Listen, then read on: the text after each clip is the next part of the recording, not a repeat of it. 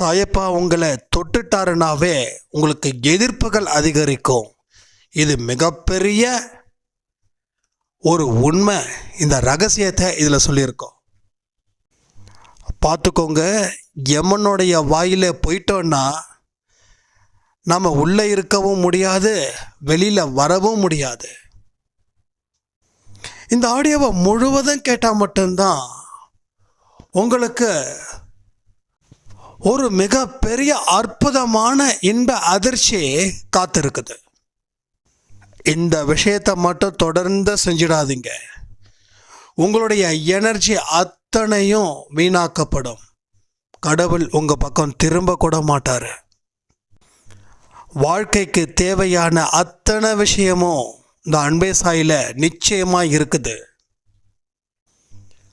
நல்லவர்கள் எல்லோரும் கெட்டவர்களாக, கெட்டவர்கள் எல்லோரும் நல்லவர்களாக உங்களை மாற்றி மாற்றி குழப்புவாங்க. எச்சரிக்கையோடு இருங்க. ஆரம்ப கஷ்டம்தான், ஆனால் முடிவு அதை நான் சொல்லி தான் தெரியணுமா உங்களுக்கு? கேளுங்க, புரியும்.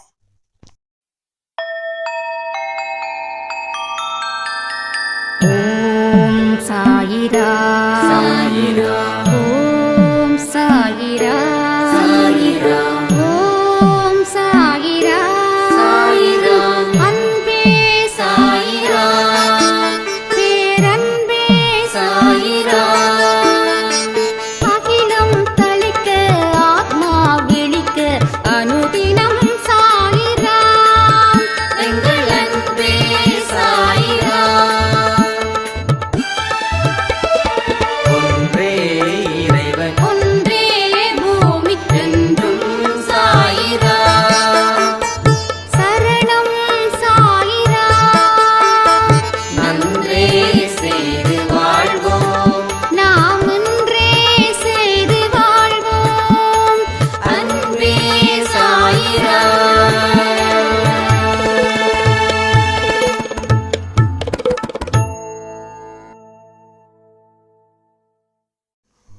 சைரா, என் உயிரின் உயிரானவர்களே,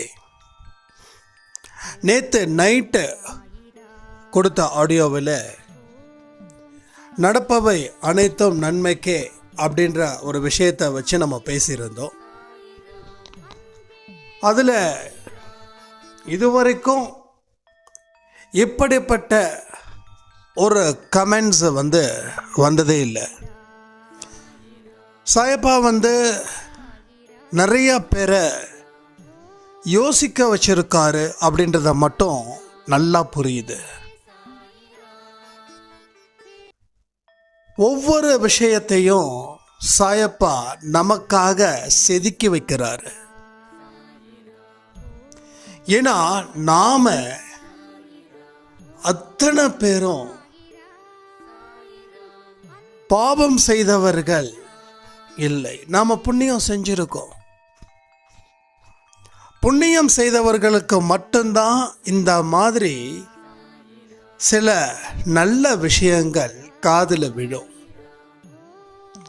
விழுந்த உடனே அவங்க அடுத்த காதில் தள்ளல, அதை மனசுக்குள்ள வச்சு சிந்திக்கிறாங்க பாருங்க. அதனால தான் சொன்னேன், நீங்க அத்தனை பேரும் புண்ணியம் செய்தவர்களே. நாம நினைக்கிறோம் அடிக்கடி நிறைய பாவம் செஞ்சுட்டேன் அழுவுற. கரெக்டு, நிறைய பாவம் செஞ்சா அழுவுறோம். நிறைய பாவம் செஞ்சா தண்டனை நிச்சயமா அதிகரிக்கத்தானே செய்யும். அப்போ வலிக்கத்தானே செய்யும். வலிச்சா அழுதானே செய்வோம். ஸோ அழுவுறோம். நான் இல்லைன்னு சொல்லலை, நிச்சயமா அழுவுறோம். ஆனால் இந்த பாவங்கள் செய்கிறவங்களுக்கு இந்த மாதிரியான சிந்தனைகளும், இந்த மாதிரியான சொற்களும், இந்த மாதிரியான கருத்துக்களும் மனசில் எந்த தாக்கத்தையும் நிச்சயமாக ஏற்படுத்தாது. அப்போது நாம் புண்ணியமும் செஞ்சிருந்தா மட்டும்தான் இந்த தாக்கத்தை நிச்சயமாக அது ஏற்படுத்தும். இப்போ சொல்லுங்கள், நீங்கள் பாவம் செய்தவர்களா இல்லை புண்ணியம் செய்தவர்களா? ஸோ பாவத்தை விட புண்ணியத்தையும் நம்ம செஞ்சுருக்கோம். ஏன்னா கஷ்டமான ஒரு இடத்துல கூட ஒரு நல்ல வழியை காட்டுறது கடவுள். கடவுளே ஒரு வழிகாட்டியாக இருக்காருன்னா பாவம் செஞ்சவருக்கா கடவுள் வந்து வழிகாட்டுவார்? பாவம் செஞ்சவனுக்கோ திருடனுக்கோ கெட்டவனுக்கோ வழிகாட்டுனா அவன் இருக்கிற அத்தனை பேரையும் அவன் அழிச்சிடுவான். நரகாசுரனை வளர விடலையே, கொன்னாங்க தானே, நம்ம படிச்சிருக்கோம் தானே. ஸோ கெட்டவர்களை கடவுள் வளர விட மாட்டார், அழிப்பார். ஸோ நல்லவர்களை கடவுள் அழிக்க மாட்டார். என்ன செய்வார்? வாழ வழிவகை செய்வார். அப்போ எது மூலமாக வாழ வழிவகை செய்வார்? நீங்கள் கேட்டதை கொடுக்கக்கூடிய மாதிரி பொண்ணு பொருளா? சத்தியமாக இல்லை, அது நினைச்சாலும் நடக்காது. சாயப்பா எனக்கு 10 லட்சம் ரூபாய் கடன் இருக்குதே கொடுங்க அப்படின்னா அடுத்தது கொடுத்துருவாரா? நிச்சயமா கொடுக்க மாட்டார். எப்படி கொடுப்பாரு? உங்க அறிவை பயன்படுத்தி அது மூலமா வருமானத்தை பெருக்கி அது மூலமா கொடுப்பார். ஏன்னா அப்படிதான் அவர் செய்வார். இவர் மட்டுமா? எல்லா தெய்வங்களும் இந்த நிபந்தனைக்கு உட்பட்டு தான் செய்வாங்க.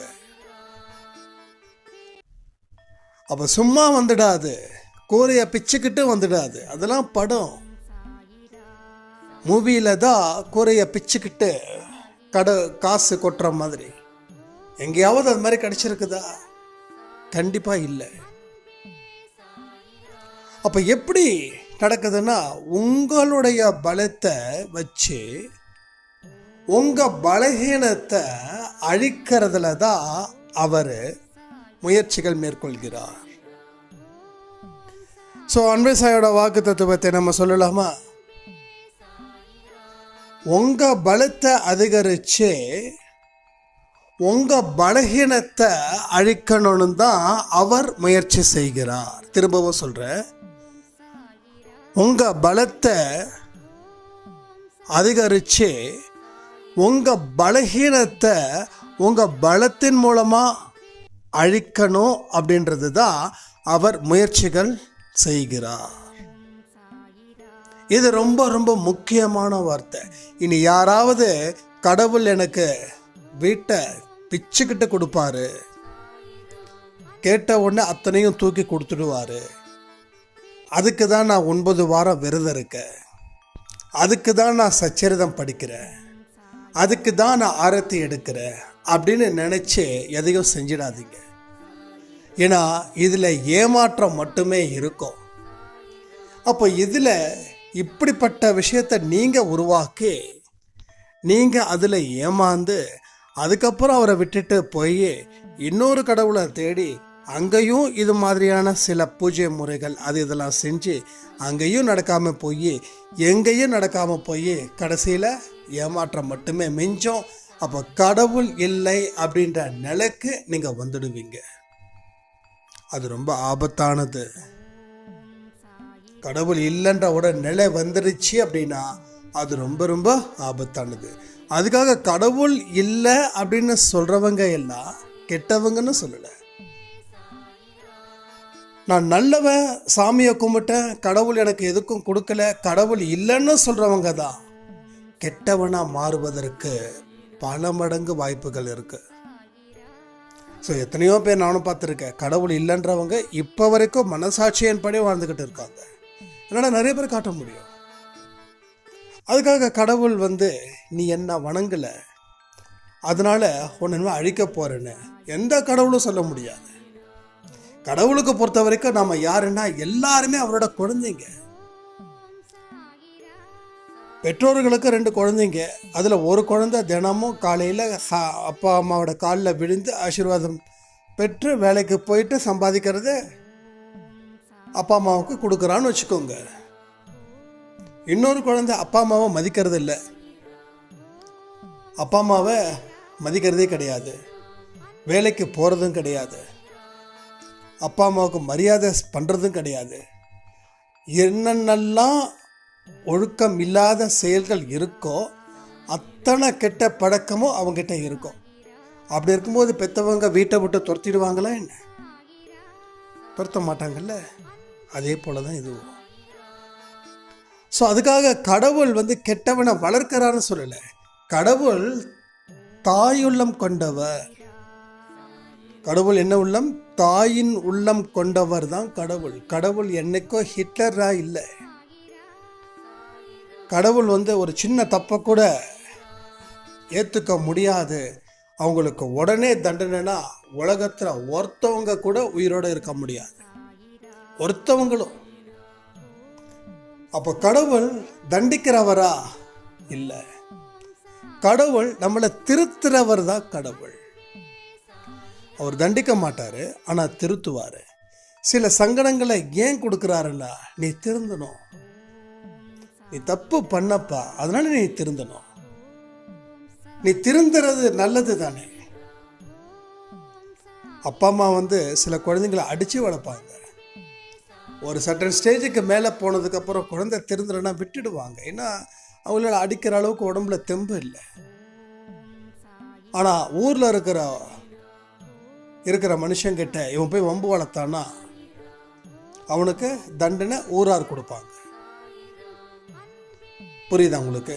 அப்போ அப்பா அம்மாவோட பேச்சுக்கு அப்பா அம்மா தண்டிச்சு அந்த குழந்தை திருந்தினா அந்த குழந்தை தப்பிக்கும். அப்பா அம்மா தண்டிச்சும் அந்த குழந்தை திருந்தலை அப்படின்னா அந்த குழந்தைய வெளியில் இருக்கிற ஊர்க்காரன் திருத்த வச்சுடுவான். ஏன்னா அவன் தண்டனை கொடுப்பான். ஏன்னா அவனுக்கு தெரியாது, நீ என் குடும்பத்தில் நீ வாலாட்டின, அதனால உன்னை அடிக்கிற. இதுதான். அப்போ கடவுள் நமக்கு தண்டிக்கிறாருன்னா நம்ம நல்லதுக்கு, நம்ம சங்கடம் தீர்க்கணுன்றதுக்காக தான் இத்தனை விஷயங்கள் நடக்குது. கடவுள் தண்டிக்கிறது எவ்வளோ நல்லது தெரியுமா? சீரியஸாக சொல்கிறேன். ஐயோ கடவுள் என்னை தண்டிக்கிறாரேன்ற ஒரு அந்த வழி மட்டும்தான் உங்களுக்கு தெரியுது. அவர் தண்டிக்கல, உங்களை திருத்துறாரு. மறுபடியும் அதில் போய் நீ சிக்கக்கூடாதுன்னு நினைக்கிறாரு. நீ இத்தனை நாள் வரைக்கும் சிக்கி சிக்கி சிக்கி சிக்கி சின்ன பின்னம் ஆயிட்ட. இனியும் காலங்கள் வேகமாக போகுது. காலையில் எந்திரிச்சா டீ குடித்த உடனே எனக்கு நைட் ஆகிடுது. கண்ணை மூடி கண்ணை திறக்கிறதுக்குள்ள நாள் ஓடிடுது. ஸோ நாள் மட்டுமா ஓடுது, மாதமும் ஓடுது. மாதம் மட்டுமா ஓடுது, வருஷமும் ஓடுது. சரி, வருஷம் மட்டுமா போகுது, ஆயுட்காலமே போகுது. 2024 ஆரம்பித்தோம், எப்போ மிடியில் நிற்கிறோம். இதுதான வாழ்க்கையா இருக்கு. அடுத்தது 25, இன்னும் 5 வருஷம் ஆச்சுன்னா 2030. ஸோ ஒவ்வொரு நாளும் தேதியை கிழிச்சிக்கிட்டே இருக்கும். ஆனால் வாழ்க்கையில் நீ என்னப்பா சாதிச்ச அப்படின்னா, தேதியை கிழிக்கிறது மட்டும்தான் நான் சாதிக்கிறேன். இதை தான் நம்மளால சொல்ல முடியும். வேற ஏதாவது சொல்ல முடியுமா? இல்லை. அப்போ உன் வாழ்க்கையில் ஏதாவது நீ கற்றுக்கிட்டியா? இல்லை. சரி, தண்டனை அனுபவிக்கிறியா? அது ஏன்னு தெரியுமா? தெரியாது. சரி, நீ என்ன நினைக்கிற, எதை பற்றி பேசுகிற, என்ன செயல்படுத்துகிற தெரியுமா? அதுவும் தெரியாது. ஒவ்வொரு நாளும் காலத்தை உன் காலடியில் போட்டு மிதிக்கிறியா? அதாவது தெரியுமா? அதுவும் தெரியாது. என்னதான் தெரியும்? எதுவுமே தெரியாது. அதாவது தெரிஞ்சிக்க வேண்டியது தெரிஞ்சிக்கல, தெரிஞ்சிக்க தேவை இல்லாதத தெரிஞ்சிக்க ஆசைப்பட்டுக்கிட்டு அதுல காலத்தை வீணாக்கிக்கிட்டே இருக்கும். உங்களோட ஆர்வம் எதுல இருக்குது? உங்க வாழ்க்கைக்கு தேவையில்லாத பக்கத்துல அந்த ஆர்வம் இருக்கு. தேவையான பக்கத்துல அந்த ஆர்வம் துளி கூட இல்லை. இதுதான் நம்மளோட சாபக்கேடா இருக்கு. இதுதான் மாயை விரிச்ச வலையில நாம ரொம்ப ஈஸியா போய் விழுந்துடுறோம். விரிக்கிறதுக்கு முன்னாடியே அந்த வலையில விழுந்துடுறோம். விரிக்கவே இல்லை. மாயை கஷ்டப்பட்டுலாம் ஒரு மனுஷனை எடுக்கல. மனுஷனா இஷ்டப்பட்டு தான் அந்த மாய வலையில சிக்கிறான். நம்ம நினைக்கிறோம் மாயை பயங்கரமா வலை விரிச்சு காத்துக்கிட்டு இருக்குதுன்னு. இல்லை, நீங்க தான் வலை விரிக்கிறீங்க மாயை உங்ககிட்ட வந்து சிக்கணும்னு. சரி, வலை விரிக்கல, மாயை வலை விரிக்கல. நாம தான் கெட்டவனை தேடுறோம், வலை விரிச்சு தேடுறோம், எவனாவது கிடைச்சா பரவாயில்லையேன்னு. புரியுதா உங்களுக்கு? அது மாதிரி ஆயிடுச்சு இன்னைக்கு இருக்கக்கூடிய ட்ரெண்டு. ஸோ இன்னைக்கு காலையில் கொடுத்த ஆடியோவில் கூட மறு ஒளிபரப்பு ஆடியோ தான். அந்த ஆடியோவை ஒரு சாய்ராம் சொன்னாங்க, அண்ணா இது ரொம்ப ரொம்ப ரொம்ப ரொம்ப எத்தனை தடவை கேட்டாலும் புத்தம் புதுசாக இருக்குது. அந்த ஆடியோவை நான் கிட்டத்தட்ட ஒரு குறைஞ்சபட்சம் ஒரு 20 தடவைக்கு மேலே கேட்டிருப்பேன். ஸோ மறு ஒளிபரப்பு நீங்கள் பண்ண முடியுமா அப்படின்னு. அப்போ அந்த ஆடியோவை நான் ஃபுல்லாக கேட்டேன். அதில் பேசியிருக்கோம். அது நான் நல்லாவே புரிஞ்சுக்கலாம். மாயையில் நாம் சிக்கலை, நம்மக்கிட்ட தான் அந்த மாயை சிக்கியிருக்குது. கெட்டவர்கள்கிட்ட நாம் சிக்கலை, கெட்டவர்களை நாம் தான் பிடிச்சி வச்சுருக்கோம். அப்படி என்னோட வாழ்க்கையிலையும் இருக்கிற அத்தனை கெட்ட விஷயத்தையும் கொஞ்சம் சொல்லி கொடுங்களேன் அப்படின்னு. ஸோ கெட்டவனே சொன்னால் கூட கெட்டவன் சொல்லுவான், எப்போ எல்லாம் வேண்டாம், நீ ரொம்ப நல்லவன், நீ இதிலெல்லாம் சிக்கிக்காத, இதெல்லாம் ரொம்ப கஷ்டம், நீ இவ்வளோ நாள் உண்மையாக இருந்துட்ட, இவ்வளோ நாள் நீ புனிதமானவனாக வாழ்ந்துட்ட, இனி இப்படியே இருந்துட்டு கொஞ்சம் சொர்க்கத்துக்கு போ அப்படின்னும்போது நாம் அவங்ககிட்ட எதிர்வாக்குவாதம் பண்ணுறோம். இல்லை இல்லை, இத்தனை நாள் நான் சொர்க்கத்தில் தான் இருந்திருக்கேன், நரகத்தை பார்க்கணுன்னு ரொம்ப ஆசையாக இருக்குது, அந்த நரகம் எப்படி இருக்கணும் அப்படின்னு நான் எதிர்பார்த்தேன். அப்போ தான் சொன்னாங்க, இவர்கிட்ட பழகுனா இவருடைய வலையில் நம்ம விழுந்தா நரகத்துக்கு போவோம் அப்படின்னு. நீங்கள் வலையை விரிக்கவே இல்லை, நீங்கள் எப்போ விரிப்பீங்கன்னு காத்துட்டு இருந்தேன், எப்பயுமே வலை விரிக்கிற மாதிரி தெரியல, அதனால தான் நானே உங்களுக்கு வலை விரித்தேன், இப்போ நான் நரகத்தை பார்த்தே ஆகணும்னு சொல்லி நாம் முந்தி அடிச்சிட்டு நிற்கிறோம். இதுதான் இங்கே நடக்குது. இந்த உலகத்தில் இப்போ சர்வ சாதாரணமாக எல்லாம் போய் பொத்துன்னு விழுந்துடுறோம்.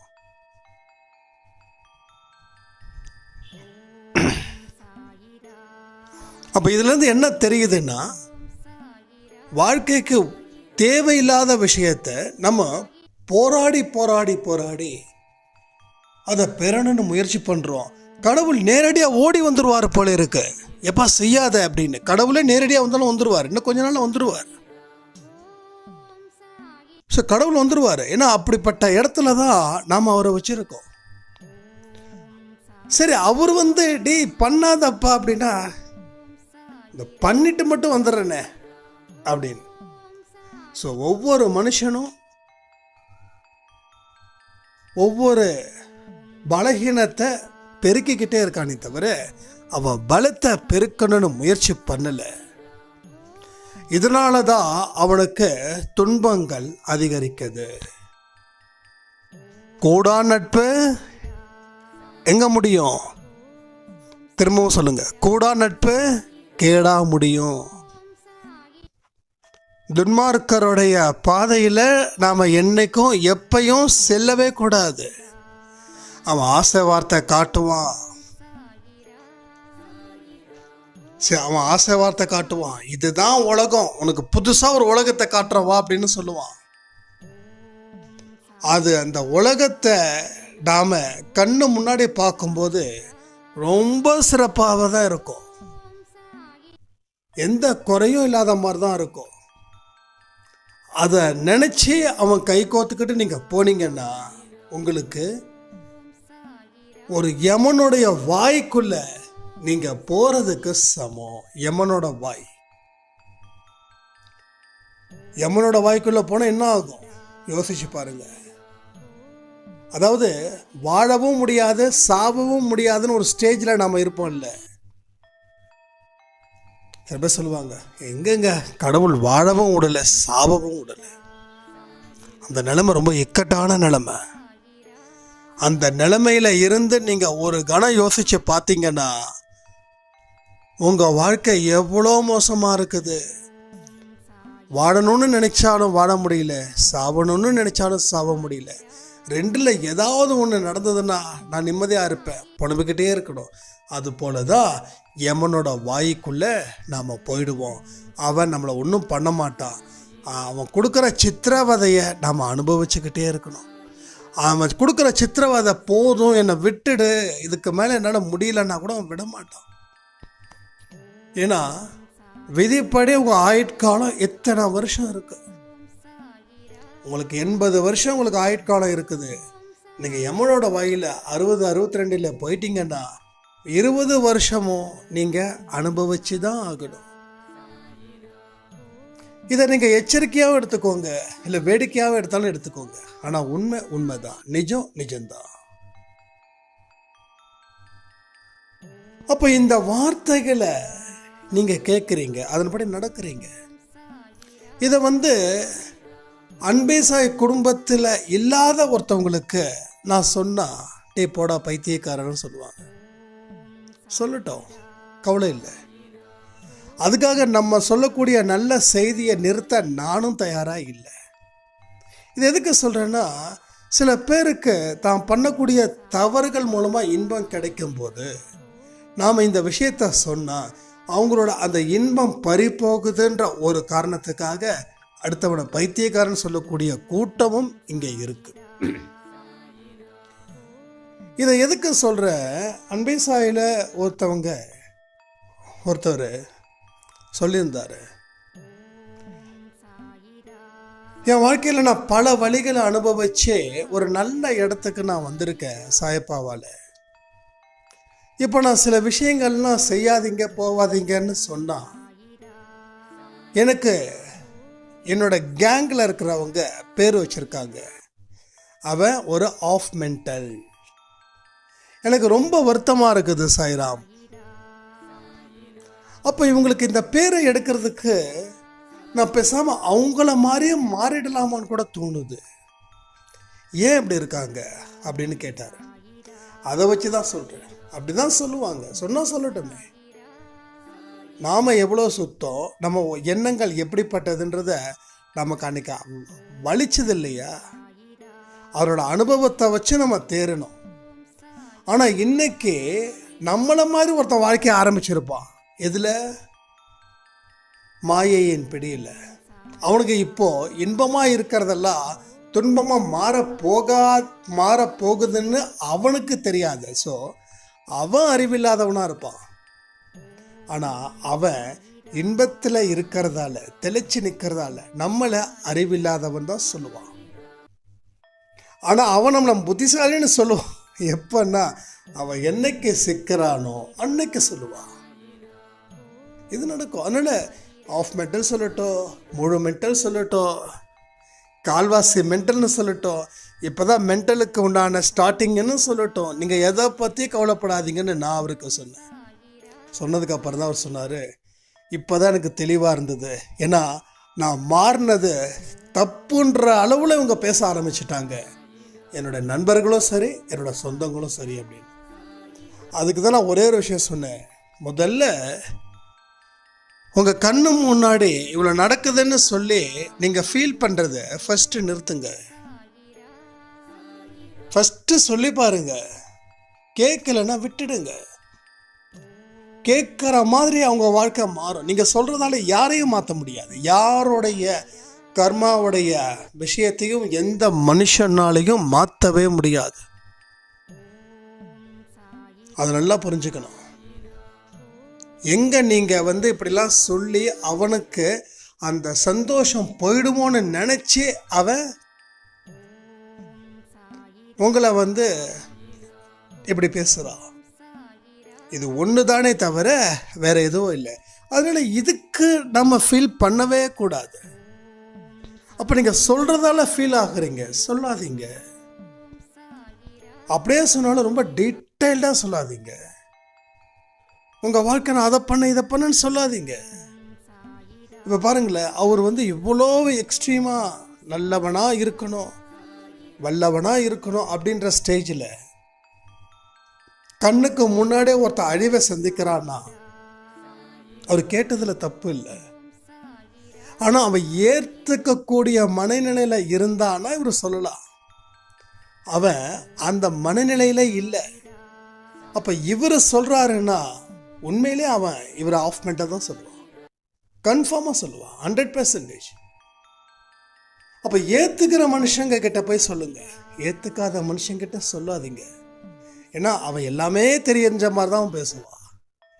அதாவது சாதிக்கிறவங்க அதிகமாக பேசவே மாட்டாங்க. சாதிக்காமல் இருக்கிறாங்க பாருங்க, அவன் தான் உலகத்தில் இருக்க அத்தனை பெரிய மடையன்னு சொல்லுவான், அறிவில்லாதவன் சொல்லுவான். அப்படி சொல்லவனோட வாழ்க்கையை யோசிச்சு பாருங்க, அவன் என்னத்தை பண்ணான் அப்படின்னு. ஒன்றும் பண்ணியிருக்க மாட்டான், எதையுமே செஞ்சிருக்க மாட்டான். பல இடத்துல கடன் இருக்கும், 10 பேரை பார்த்து பயந்து பயந்து ஓடி நிற்பான். ஆனால் இந்த முகம், இப்படிப்பட்ட ஒரு முகம் இருக்கும். அதே மாதிரி இன்னொரு முகமும் இருக்கும், தான் தான் பெரிய பிஸ்து, தான் தான் பெரிய கெத்து அப்படின்ற மாதிரி. ஸோ இதுதான் அவங்க. அதனால அவங்க சொல்லக்கூடிய விஷயத்தெல்லாம் காதில் வாங்கிக்காம உங்களுடைய இலக்கை நோக்கி நீங்கள் முன்னேற்றத்துக்கு உண்டான பாதையில் மட்டும் செல்லுங்கள். நான் இவ்வளோ பேசுகிறேனே, நான் என்ன எல்லாருக்கிட்டையும் உட்கார வச்சு நேரடியாக பார்க்குறவங்கள உட்கார வச்சு அப்படிங்க இப்படிங்க நான் சொல்கிறேன்னு நினைக்கிறீங்க? சத்தியமாக இல்லை. யாருக்கு தேவைப்படுதோ அவங்க அதை குறித்து கேட்டாங்கன்னா கரெக்டாக சொல்லுவேன். இன்னும் டீட்டெயிலாக கேட்டாங்கன்னா மட்டும்தான் இன்னும் கொஞ்சம் சேர்த்து சொல்லுவேன். அப்போ நமக்கே தெரியும் இவங்க எப்படிப்பட்ட மனநிலையில் இருக்காங்க.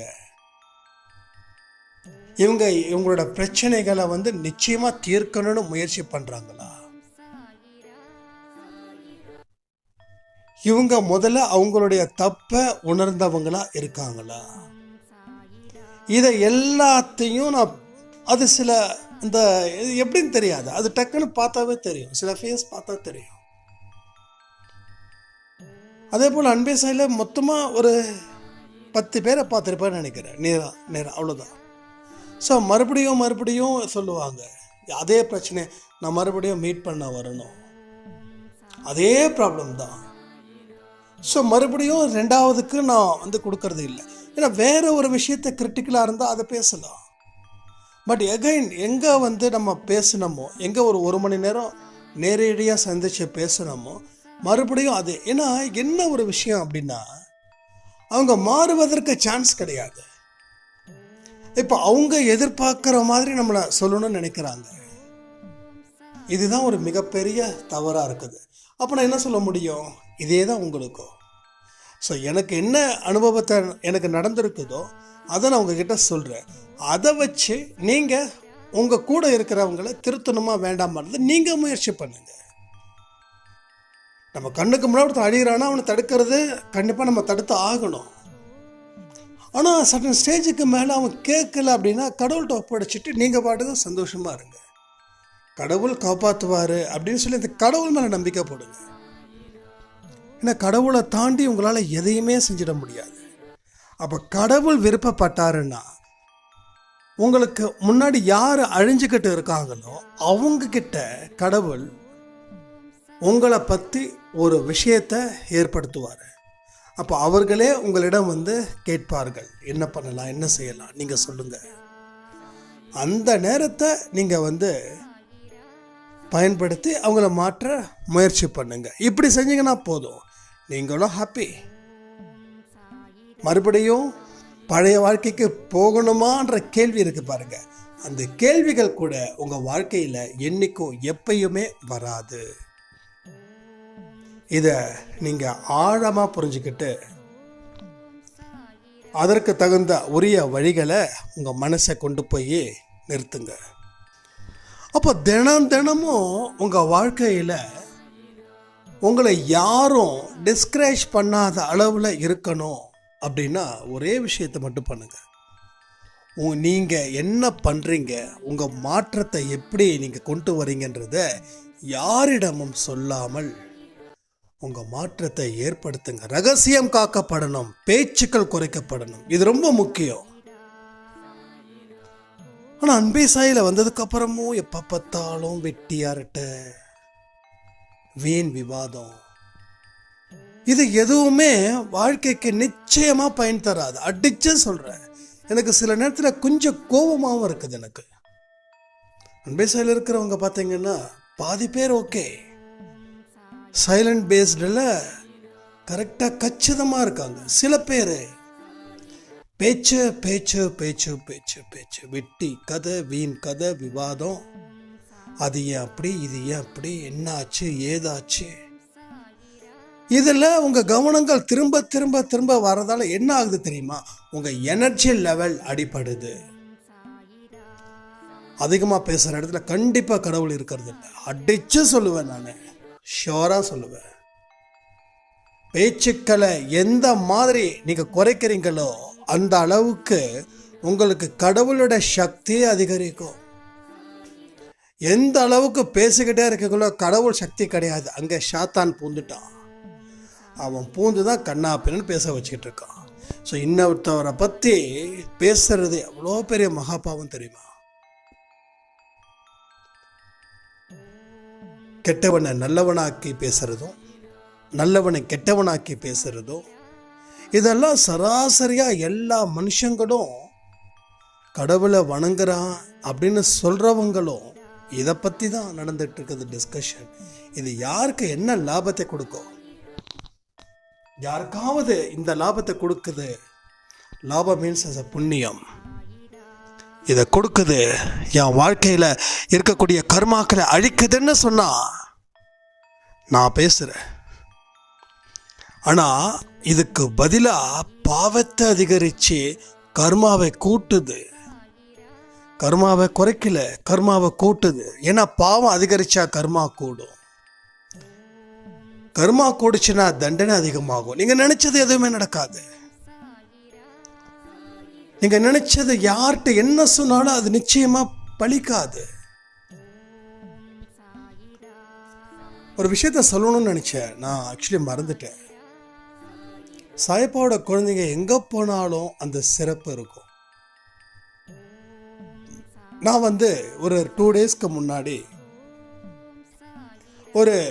ஒரு ப்ராஜெக்ட், அந்த ப்ராஜெக்டுக்காக நான் ஒரு சாயப்பா கோயிலுக்கு போயிருந்தேன் தேர்ஸ்டே. அப்போ சொன்னாங்க தேர்ஸ்டே அப்படின்றதால இதுக்கு நம்ம என்னோட பார்ட்னர்ஸ் 2 பேர், பார்ட்னர்ஸ்னால் என்னோட வெல்விஷர்ஸ் விஷ்ணு அண்டு கண்ணன், இவங்கெல்லாம் வந்திருந்து அது மாதிரி ஒரு பூஜை பண்ணலாம் இந்த ப்ராஜெக்டை வச்சு அப்படின்னாங்க. நான் என்ன சொன்னேன், எப்பயுமே நம்ம வீடு தான் கோயில், நம்ம வீட்டில் இருக்கிற சாயப்பா தான் அந்த எந்த விஷயத்துக்கும் அவர் தான். அவரை தாண்டி நான் எதையுமே திங்க் பண்ணதில்லை. எவ்வளோ பெரிய ப்ராஜெக்டாக இருந்தாலும் சரி, நான் கோயிலுக்கு போனதே கிடையாது. உங்களுக்கு நல்லாவே தெரியும். வீட்டே தெய்வமாக வச்சுருக்கோம், கோயிலாக வச்சுருக்கோம். ஸோ மன சுத்தம் இருந்தால் வீடு சுத்தமாக இருக்கும், வீடு சுத்தமாக இருந்தால் தெய்வம் அங்கே இருக்கும். அவ்வளோதானே? அந்த கணக்கின்படி தான் நான் சொல்கிறேன். நம்ம வீடே நமக்கு கோயில். ஏன்னா மன சுத்தம், வீட்டு சுத்தம், தூய்மை, புனிதம் எல்லாமே இங்கே பர்ஃபெக்டாக இருக்குது. இல்லை கோயிலுக்கு போய் நம்ம பூஜை பண்ணலாம், சரி ஓகே, அவங்க விருப்பத்தை நம்ம எதுக்கு தடை பண்ணணும்னு ஒரு 7 பக்கமாக கோயிலுக்கு போனால் கூட்டமான கூட்டம். சாயப்பா கோயிலில் சும்மா கோலாகலமாக இருக்குது. அந்த கோயிலுக்கு நான் எப்போயோ போகணும்னு நினச்சேன், ஆனால் போகவே முடியல. ரொம்ப கோலாகலமாக இருக்கு, ரொம்ப ரொம்ப ரொம்ப ரொம்ப கோலாகலமாக இருக்கு. அப்படியே ரொம்ப ஷிரடியில் இருக்கிற மாதிரி இருந்தது. நான் அப்படிப்பட்ட இதை பார்த்தது கிடையாது. நான் மொத்தமாக இது வரைக்கும் போனேன்னா ஷிரடி போயிருக்கேன். அப்புறம் நான் நேட்டிவ் பிளேஸில் இருக்கக்கூடிய சாயப்பா கோயில், இங்கே இருக்கிற ஒரு சாயப்பா கோயில், மொத்தமாக இது வரைக்கும் சாயப்பா கோயில் ஒரு 4 கோயில் தான் போயிருப்பேன் நான். அப்போ அந்த கோயிலில் அவ்வளோ கூட்டம். சரி ஓகே அப்படின்னு, என்னங்க இப்படி கூட்டமாக இருக்கே அப்படின்னாங்க கண்ணன். சரி இருக்கட்டும் கண்ணன், பரவாயில்ல பார்த்துக்கலாம் அப்படின்னா. இல்லை சார், இது மாதிரி பக்கத்தில் விநாயகர் கோயில் இருக்கும், அங்கே பூஜை போட்டுக்கலாமா? ஓகே அப்படின்னு. இல்லை நீங்கள் எப்பயுமே சாயப்பா தான் சொல்லுவீங்க. இதை பாருங்கள், எந்த கோயிலில் பூஜை பண்ணாலும் பண்ணுங்க, எனக்கு எல்லாமே இது சர்ச்சில் கூட பண்ணிக்கலாம், இல்லை அல்லாஹ் கோயிலில் கூட பண்ணிக்கலாம், எங்கே வேணாலும் பண்ணிக்கலாம், ஐ ஆம் ரெடி அப்படின்னு. அதுக்கப்புறமா நல்லா கவனிச்சு கேளுங்க, ரொம்ப இம்பார்ட்டன்ட் உங்களுக்கு. அதுக்கப்புறமா சரின்னு சொல்லிட்டு அங்கே இருக்கிறவங்க கிட்ட விநாயகர் கோயில் எங்கே இருக்குது அப்படின்னா, நேராக போய் லெஃப்டில் போங்க, மணி 8 மணி ஆகிடுச்சு, நான் 8-8:15 கோயிலுக்கு போகணும், இல்லாட்டி கோயில் மூடிடுவாங்க. சரி, அங்கே விநாயகர் கோயிலுக்கு போனால் இப்போ தாங்க ஐயரு போயிட்டாரு. சரி, வேறு எந்த கோயில்னா இங்கே ஒரு முருகர் கோயில் இருக்குது அப்படின்னாங்க. உடனே கண்ணன் மறுபடியும் கேட்டாங்க, முருகர் கோயிலுக்கு போகலாங்களான்னு. எங்கே அவரோட தம்பி தானே, அதனால் கண்டிப்பாக போகலாம், எனக்கு ஒரு பிரச்சனையும் கிடையாது அப்படின்னு.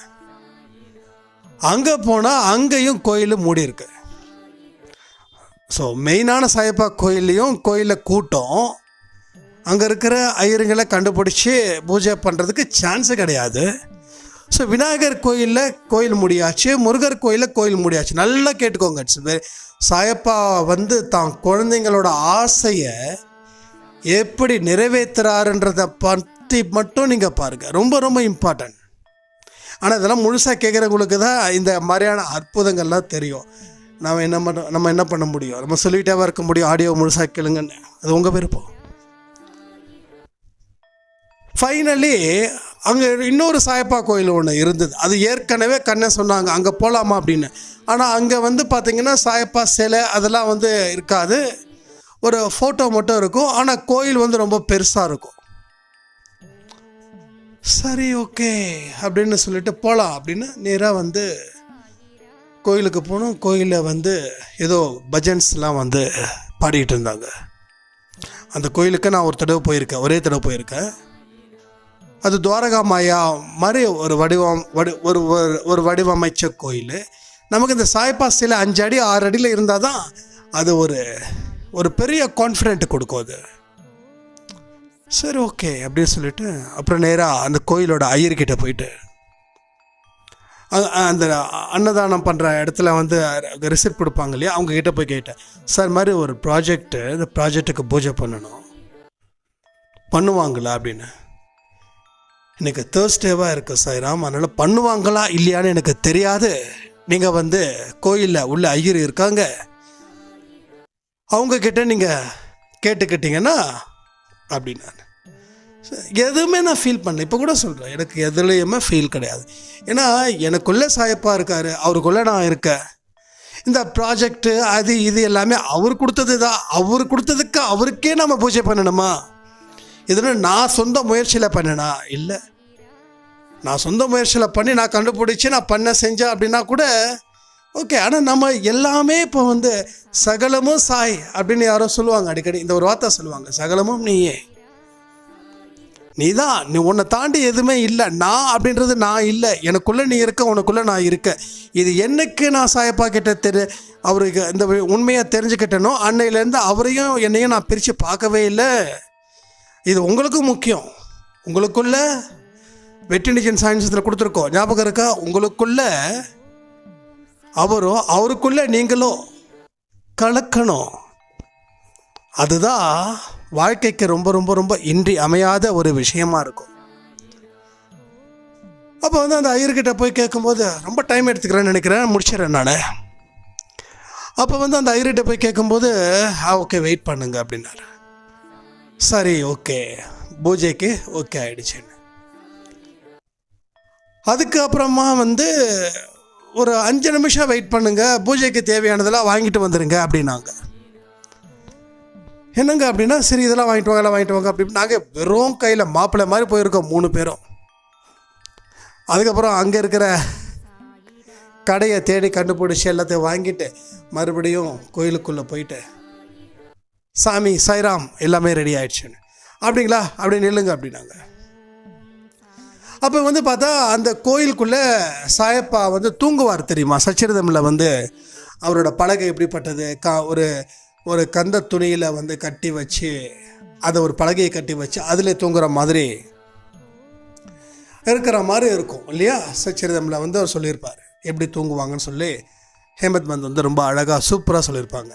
அதே மாதிரி பார்த்தா அப்போ கண்ணன்ட்ட சொன்னேன், அது என்ன தெரியுமானா, ஆமாங்க பழகு அப்படின்னாரு. ஊஞ்சல் அப்படின்னாரு. இல்லைங்க, ஊஞ்சல் தான் அது. அந்த ஊஞ்சலை தான் சாயப்பா வந்து தூங்குவார் அவர் வாழ்ந்த காலத்தில். ஆனால் இதுலேயாவது இரும்பு கம்பி போட்டு தொங்க விட்டுருக்காங்க. ஆனால் அவர் வந்து இரும்பு கம்பிலாம் கிடையாது, ஒரு இத்து போன துணி தான் இரும்பு கம்பியாக இருக்கும். அந்த பலகையில் தான் அவ்வளோ தூரம் ஹைட்டில் வந்து அப்படி ஏறி ஸ்டைலாக ஏறி அப்படி படுத்து தூங்குவாரா, அதாங்க அப்படின்னு நான் சொல்லிவிட்டு எனக்கு அந்த இன்னமும் தெரியல. அந்த கோயிலுக்கு போனதுக்கப்புறம் உடம்பெல்லாம் என்னமோ பண்ணுச்சு, ஒரு மாதிரி சிலிர்த்துச்சு. அது மாதிரி ஃபஸ்ட்டு வாட்டி அப்படி போகும்போது கூட எனக்கு ஒன்றும் பெருசாக ஃபீல் ஆகலை. அப்போ நான் அதை பார்க்கவும் இல்லை. இது 1 இயருக்கு முன்னாடி போனேன்னு நினைக்கிறேன், 2 இயர்ஸ்க்கு முன்னாடி போனேன். அதுக்கப்புறம் வந்து ஒரு அந்த தாளாட்டுற மாதிரி ஒன்று இருக்கும் இல்லையா, முன்னாடி ஒரு ஒரு பெரிய குச்சி மாதிரி வச்சுருப்பாங்க. அதில் வந்து சாய்ப்பா உட்கார வச்சுருப்பாங்க. இந்த பக்கம் ஒருத்தங்க தோளில் சுமந்துப்பாங்க, பின்பக்கமாக தோளில் சுமந்துப்பாங்க இல்லையா. அது மாதிரி ஒன்று இவர் வந்து ஐயர் என்னை கூப்பிட்டாரு. அது வாங்க வாங்க அப்படின்னாரு. எதுக்கு நம்மளை கூப்பிட்றாரு அப்படின்னு நான் நினச்சா, அதுக்கப்புறம் அந்த ஐயர் வந்து இந்தாங்க எடுங்க அப்படின்னாரு. என்ன சாமி, எனக்கு ஒன்றும் புரியலண்ணா. இதை தூக்கிட்டாங்க போங்க அப்படின்னாரு. அதுவே எனக்கு கிடைச்ச மிகப்பெரிய வரமாக இருந்துச்சு. இதை வந்து நம்மளை தூக்க சொல்கிறாங்களே. நம்ம அந்த கோயிலுக்கு தான் ஃபஸ்ட்டு, நம்ம வந்து பெருசாக பூஜை முறை அதெல்லாம் எதுவும் பண்ணல. சும்மா நம்ம ஒரு சாதாரணமான ப்ராஜெக்டை வச்சு நம்ம பண்ண போகிறோம், அவ்வளோதான் அப்படின்னு எனக்கு ஒன்றுமே புரியல. அதை போய் தொழிலில் போய் சுமந்து அங்கே போய் பக்கத்தில் போய் ரூமில் போய் அவர் அந்த தாளாட்டுற மாதிரி இருக்கும் இல்லையா, அது எனக்கு சரியாக சொல்ல தெரியல, யாராவது தெரிஞ்சால் சொல்லுங்கள். கடவுளை வந்து 2 பக்கமும் முன்னாடி ஒரு பக்கம் நிற்பாங்க, பின்னாடி ஒரு பக்கம் நிற்பாங்க, இடையில வந்து அந்த ஊஞ்சல் மாதிரி இருக்கும்ல, அது மாதிரி இதெல்லாம் பண்ணிவிட்டு அதுக்கப்புறம் உள்ளதுக்கு வச்சுட்டு அதுக்கப்புறம் அந்த ப்ராஜெக்டை முடிச்சுட்டு அதுக்கப்புறமா வரும்போது கண்ணன் சொன்னாங்க, என்னங்க இது இவ்வளோ பெரிய மிராக்கிள் நடக்குது, எப்படிங்க கூப்பிட்டு வச்சு இவ்வளோ மரியாதை பண்ணுறாங்க, யாரும் உங்களுக்கு தெரியாது, உங்களுக்கும் அவங்கள தெரியாது, அவங்களுக்கும் உங்களை தெரியாது, ஆனால் சூப்பருங்க செமங்க அப்படின்னு ரொம்ப ரொம்ப ரொம்ப ரொம்ப எக்ஸைட்மெண்ட் ஆகிட்டாங்க. அப்போ தான் நினச்சேன், ஏன்னா அவரோட குழந்தைய எப்படி வரவேற்கணும்னு அவருக்கு தெரியாதா என்ன. என் வீட்டுக்கு வந்திருக்க, நீ வாடா அப்படின்னு சொல்லி கூப்பிட்டு அவ்வளோ ஒரு மரியாதை, அவ்வளோ ஒரு பாசம். அவர் வரவேற்கிறதுல அவரை விட்டா ஆளே கிடையாது இல்லை. அவர் என்ன நினைக்கிறாரு, சந்தோஷ் வீட்டில் நான் இருக்கேன், இப்போ அவன் என் வீட்டுக்கு வந்திருக்கிறா, அதனால் அவனுக்கு நல்லா பார்த்துக்கணும் அப்படின்னு சொல்லி அப்படிப்பட்ட ஒரு எக்ஸைட்மெண்ட்டோட ஒரு பெரிய கவனிப்பு. அப்புறம் ஒரு கேசரி. அப்புறம் அந்த ஐயர் சொன்னாங்க, அடிக்கடி வாங்க கோயிலுக்கு. எனக்கு நிஜமாக தெரில, அந்த ஐயர் சொன்னது கூட இப்போ வரைக்கும் தெரியல. அடிக்கடி நீங்கள் வாங்க சாய்ராம் கோயிலுக்கு. ஓ கண்டிப்பாக கண்டிப்பாக வரேங்க. நான் ரொம்ப எக்ஸைட்மெண்ட்டில் உட்காந்துருக்கேன். நான் எல்லா பயங்கரமாக தடப்படலாம் நமக்கு வந்து அது கிடைக்குதுன்னும் போது அதெல்லாம் அது வந்து ஜீர்ணிக்க முடியல, இப்போ வரைக்கும் ஜீர்ணிக்க முடியல. ஸோ நான் சொன்னதில் வந்து என்னோடய அனுபவத்தை 10% தான் இங்கே சொல்லியிருக்கேன். அது வந்து அது இதுக்கிட்டே ஒரு வீடியோ வந்து நம்ம என்னோடய ஃபேஸ் காட்டி ஒரு வீடியோ காட்டணும் அப்படின்னு ஒரு ஐடியா இப்போ பண்ணலாமே நான் நினைக்கிறேன். பட் அதுக்கு தகுந்த மாதிரி கண்டிப்பாக நம்ம பண்ணுவோம், ஒரு நாள் பண்ணுவோம். ஸோ ஏன் சொல்கிறேன்னா, வாழ்க்கையில் இன்றைக்கி உங்களுக்கு தரக்கூடிய நெருக்கடி, மற்ற மனிதர்கள் நீ ஏன் இவ்வளோ நல்லவனாக இருக்க, நீ கெட்டவனாக இரு, அதுதான் ஹீரோத்தனம் அப்படின்னு ஒரு நெருக்கடியை கொடுத்துட்ருக்காங்க. ஸோ கெட்டதெல்லாம் நல்லதாகுது, நல்லதெல்லாம் மோசமாக போகுது. புரியுதா? கெட்டது எல்லாமே நல்லதாக இருக்குது, நல்லது அத்தனையும் மோசமாக போகுது. ஸோ இந்த மாதிரியான வலையில் நாம் சிக்கிக்காமல் இருக்கிறது தான் நமக்கு மிகப்பெரிய புத்திசாலித்தனம். சாயப்பா நம்மோடு இருக்கும்போது நாம் அவருடைய வழியில் நடந்தால் கண்டிப்பாக எனக்கு எந்த மாதிரியான விஷயங்கள்லாம் வாழ்க்கையில் ஏற்படுத்தினாரோ அதை விட 10 மடங்கு இல்லை 1000 மடங்கு உங்கள் வாழ்க்கையிலையும் அந்த அற்புதத்தை அவர் நிகழ்த்துவார்னு சொல்லி இந்த ஆடியோவை நான் முடிக்கிறேன். ஜெய் சாய்ராம்.